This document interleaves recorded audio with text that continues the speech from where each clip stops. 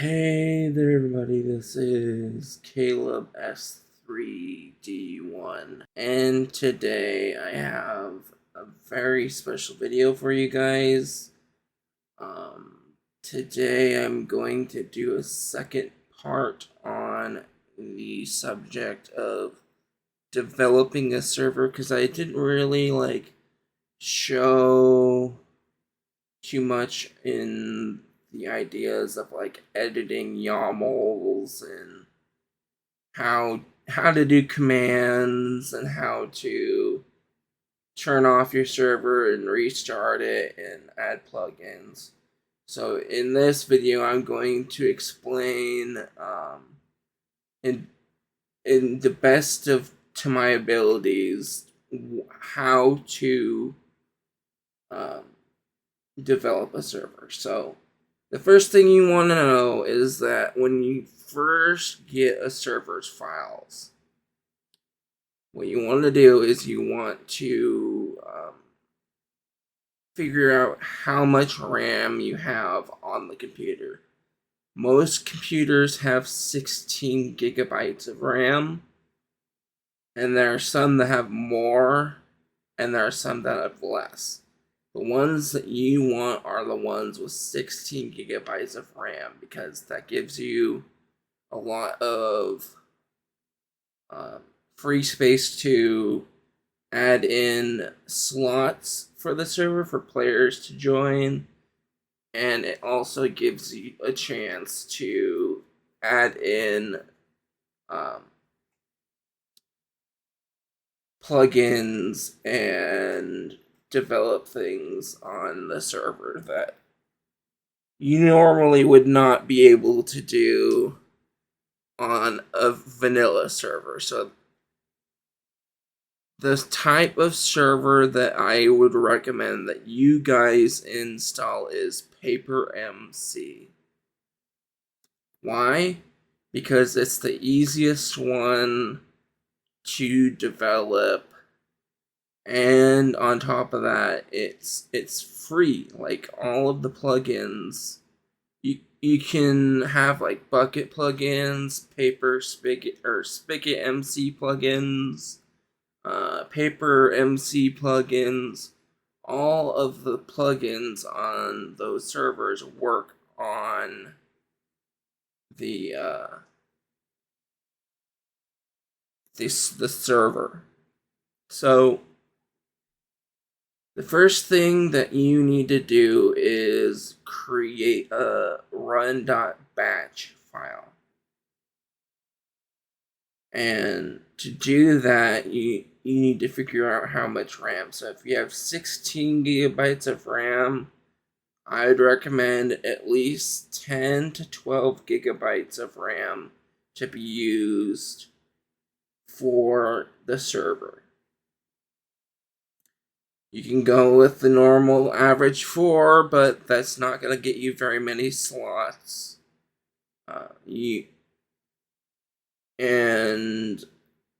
So 10 to 12 gigabytes is a fair amount of RAM, and it's going to allow you to do things that you wouldn't be able to do on a server that has 4 gigabytes of RAM. So the first thing you do is you create the batch file command. I think it goes Java W, or in all one word, Java W space minus or XMS 12G space XMX 12G space minus jar, and then in the file type that you're using, just put in the name of the jar that you have. in the server. Once you've got that done, just save the text file as a .bat file, and then it's going to automatically give it a new icon. Once you run that bat file, it's going to load a bunch of files, but first it's going to ask you to accept the EULA to continue. So it's going to end, it's going to close out the server. So you're going to close it out. You're going to click on the EULA .text. Select EULA in the or select the word false in the EULA text, and then type true. Next thing you want to do, you want to restart the server again, because this is going to generate the files that you need for the server to function properly. So once you do that, make sure that you op yourself. So to do that, you just type \OP space and then your in-game username. If you're running a cracked server, I would recommend using a plugin that can verify who's who, like gives you passwords that you can run on the server, so that people can't log in as you and then mess your server up. But then again, I don't play on cracked servers, so I really don't know how they work. The servers that don't have cracked servers are the types that I play on, and they are probably a lot more secure than the servers that are cracked. So after you've done the after you've opted yourself and you've set all your settings properly in the server.properties, you're going to need to install a few essential plugins. So the first few plugins that I would recommend are Essentials X, Vault, Group Manager, and Core Protect.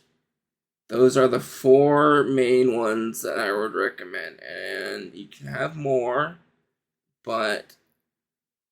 and there's also extra ones that you can use but you don't need. So World Edit, Multiverse Core, and World Edit, Multiverse Core. Yeah, so once you've got all your plugins installed, the next thing you want to do is go into each folder from top to bottom and change what you want the settings to look like in your Minecraft server's settings. Once you've done that, go into your folder go into the root folder of your Minecraft server, and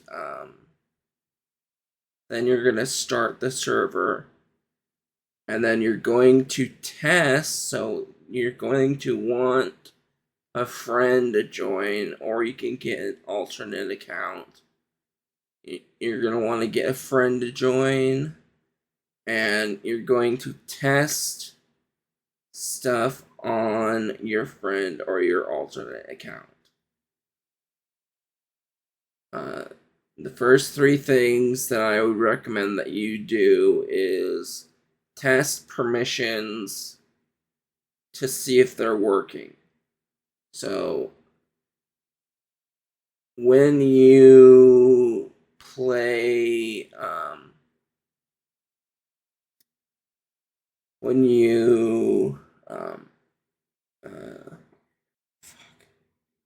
when you first start the server and you first log in, the very first thing that you want to do is set up a random teleport command block. And this could be done using a certain command. I'd recommend that you guys look up how to make a random teleport command block on a Minecraft server, and it should show you. You should be able to see it. It's pretty straightforward. You just take the command and you plug it into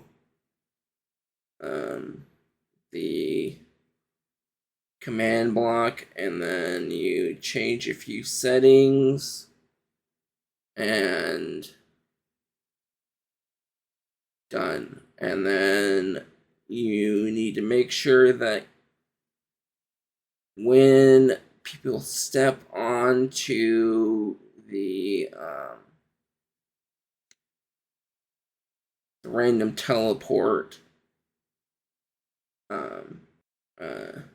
the random teleport pressure plate, that they teleport to a random location. And this could be not set up properly if World Guard has a region set on it, so you gotta make sure that use is enabled, allowed.